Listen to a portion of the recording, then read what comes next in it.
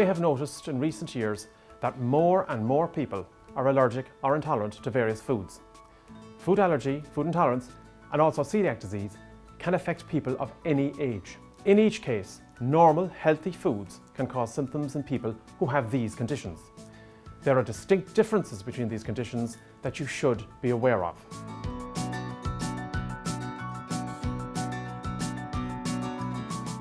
Your immune system normally protects you from disease-causing bacteria, parasites and viruses, as well as harmful toxins that you encounter in your environment. However, if you have a food allergy, your immune system sees a food as being just another environmental threat to your health. Celiac disease also involves the body's immune system, but this time it attacks the lining of your gut. This happens in response to eating gluten, which is a mixture of proteins found in foods made from cereals such as wheat, rye and barley. Food intolerances don't involve the immune system. They can be due to an inability to digest food properly, or maybe even a tendency to react to certain food components. For instance, if you have lactose intolerance, this is because you have a deficiency in the enzyme lactase that helps you digest milk and dairy products. Or maybe you get headaches after eating strongly flavoured cheese. If so, you may be reacting to a chemical called tyramine.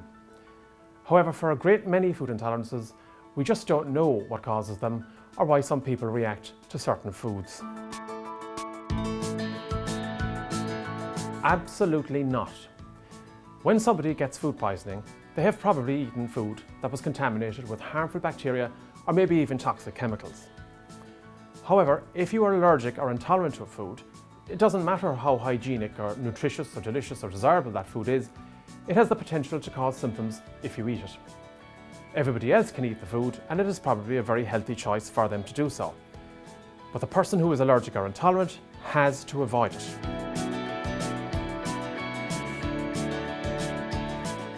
It is important to be able to recognise the signs and symptoms of food allergy, food intolerance or celiac disease. These can range from mild to severe depending on how sensitive the person is. A food intolerance can cause similar signs and symptoms as a mild food allergy, and people often confuse the two.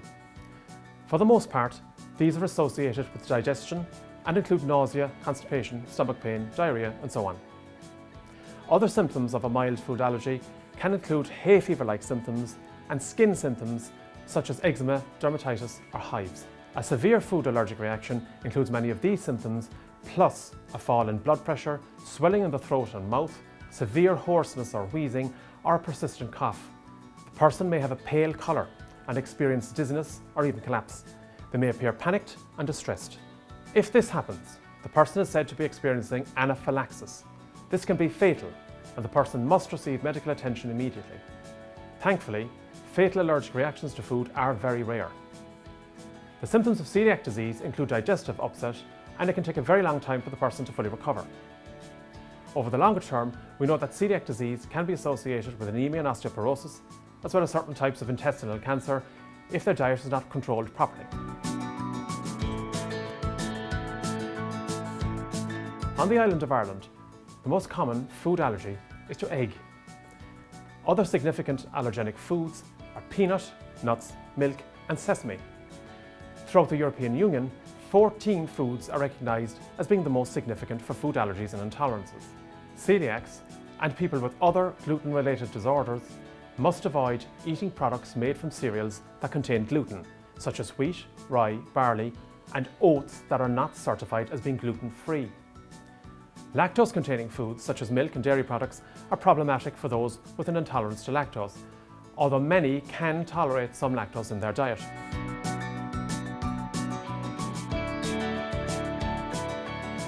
We think the rate of food allergy is 1 to 2% of adults and 5 to 8% of children. Celiac disease affects around 1% of the population, and lactose intolerance affects around 5%. But for the other food intolerances, well, it's anybody's guess.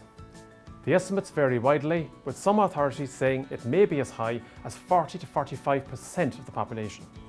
However, if we take a conservative estimate for food allergy, food intolerance and celiac disease at roughly 10% of the population, this still corresponds to around 600,000 people on the island of Ireland, which is a lot of people.